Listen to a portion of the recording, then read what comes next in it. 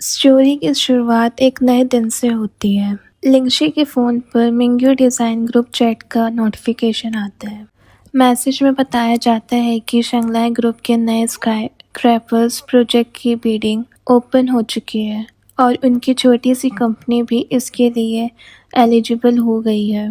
इसके अलावा Shanghai group के प्रेसिडेंट आज उनकी कंपनी विजिट करने वाले हैं। बाकी टीम मेंबर्स एक्साइटमेंट में कॉपी डैट के स्टिकर्स भेजने लगते हैं, लेकिन लिंगशी कार में बैठकर सोचना शुरू करती है। शंघाई हमेशा अपने सारे प्रोजेक्ट्स इन हाउस डिजाइन करता है और किसी बाहर की कंपनी को काम नहीं देता, तो इतनी छोटी कंपनी को ये चांस कैसे मिला? क्या इस सब के पीछे शैंगनन हैंग का हाथ है? लिंगशी अपनी डेस्टिनेशन पर पहुंचती है और ड्राइवर उससे कहता है, मिस आपकी डेस्टिनेशन आ गई है। लिंगशी बोलती है ओके थैंक्स और कार से निकल जाती है। बैकग्राउंड में रेडियो पर गाने बजने लगते हैं। लिंगशी जैसे ही आगे बढ़ती है, सामने एक लड़का हाथ में गुलाब का बुकेट और माइक पकड़े खड़ा होता है। वो रोमांटिक अंदाज में माइक पर बोलता है, I feel the breeze of love. Lingshi उसे देखकर हैरान हो जाती है और सोचने लगती है, यंगफे ये यहाँ क्या कर रहा है? तभी यंगफे सबके सामने माइक पर बोलता है, she I love you please marry me. यंगफे घुटनों पर बैठकर रिंग बॉक्स ओपन करता है और कहता है, शी हम एक दूसरे को ज्यादा वक्त से नहीं जानते,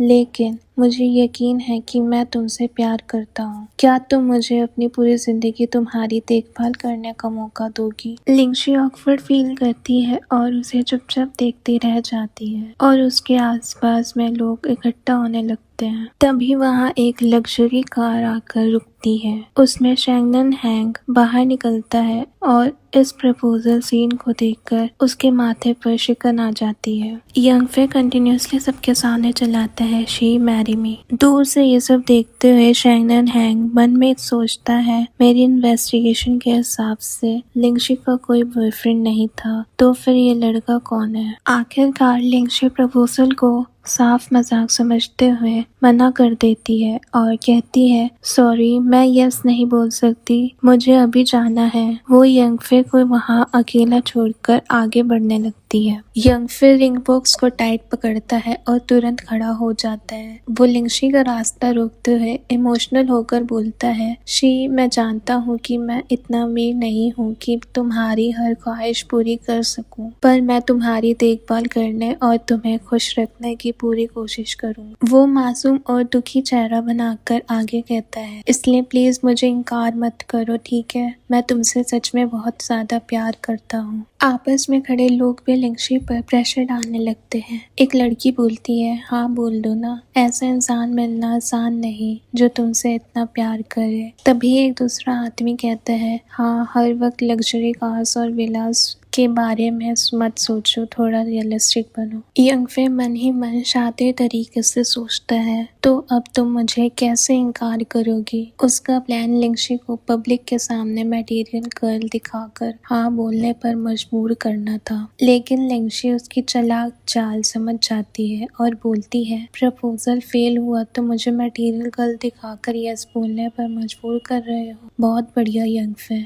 अचानक पकड़े जाने पर यंगफे घबराकर बोलता है, नहीं शी ये गलत फैमिली है। लिंगशी साफ कह देती है, तुम सिर्फ मेरे ब्लाइंड डेट हो, हम बस 3 बार मिले हैं, मैं तुम्हें पसंद नहीं करती, मुझे परेशान करना बंद करो। लेकिन यंगफे जिद पर अड़ जाता है और कहता है कि जब तक उसका कोई बॉयफ्रेंड नहीं होता तब तक उसे चेज करने का हक है। तभी अचानक एक आवाज आती है, किसने कहा कि उसका कोई बॉयफ्रेंड नहीं है? शैंगनन हैंग वहां आकर खड़ा हो जाता है। लिंगशी हैरान होकर कहती है, शैंगनन हैंग तुम? शैंगनन हैंग लिंगशी के पास आकर धीरे से कहता है, ये मत भूलो कि हमारा ब्रेकअप नहीं हुआ है। यंगफे गुस्से में चिल्लाता है, बकवास, तुम इसके बॉयफ्रेंड नहीं हो सकते, अगर इसका बॉयफ्रेंड होता तो ये ब्लाइंड डेट पर क्यों आती?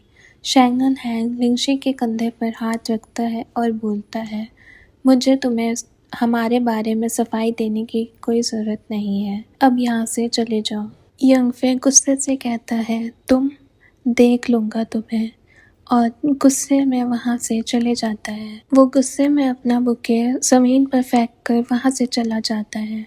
इसके बाद लिंगशी और शैंगनन हैंग एलिवेटर में होते हैं। लिंगशी उसे कहती है उसे भगाने के लिए थैंक यू। शैंगनन हैंग पूछता है क्यों? लिंगशी हैरान होकर बोलती है क्या? शैंगनन हैंग सीरियस होकर उसकी तरफ देखने लगता है और कहता है क्या मुझे छोड़ने के बाद तुम ऐसी जिंदगी जियोगी? वो आगे बोलता है ऐसी किसी छोटी कंपनी में काम करना और उस तरह के लड़के के साथ ब्लाइंड डेट पर जाना, क्या यही जिंदगी चाहिए तुम्हें? लिंगशी नजरें चुराते हुए कहती है ये मेरा पर्सनल मैटर है, तुमसे इसका कोई लेना देना नहीं है। शैंगनन हैंग नरमी से बोलता है लिंगशी अगर तुम चाहो तो हम पहले की तरह सब ठीक कर सकते हैं। लिंगशी अपनी आंखें बंद करके दुख के साथ कहती है पहले जैसा?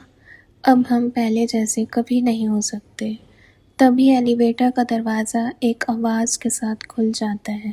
लिंगशी शैंगनन हैंग से सीधा बोलती है शैंगनन हैंग, मैं तुम्हें अपना जवाब पहले ही दे चुकी हूँ। हमारे बीच सब बहुत पहले ही ख़त्म हो चुका है। ये कहकर लिंगशी बिना पीछे देखे वहाँ से आगे बढ़ने लगती है, लेकिन अचानक शैंगनन हैंग आगे बढ़कर उसका हाथ अचानक से पकड़ लेता है। शैंगनन हैंग गुस्से में उस पर चिल्लाते हुए कहता है ये लिंगशी अगर तुम अभी इस एलिवेटर से बाहर निकली तो मैं दोबारा कभी तुम्हारे पास नहीं आऊँगा। ये लिंगशी एक पल के लिए रुकती है, फिर झटके से अपना हाथ छुड़ाते हुए बोलती है यही तो मैं चाहती हूँ। वो बिना पीछे मुड़े एलिवेटर से बाहर निकल जाती है। एलिवेटर के दरवाजे धीरे धीरे बंद होने लगते हैं और शैंगनन हैंग के चेहरे पर एक अजीब सा गुस्सा और दुख साफ नजर आता है। एक आवाज के साथ एलिवेटर का दरवाजा पूरी तरह बंद हो जाता है और वो वहाँ अकेला रह जाता है।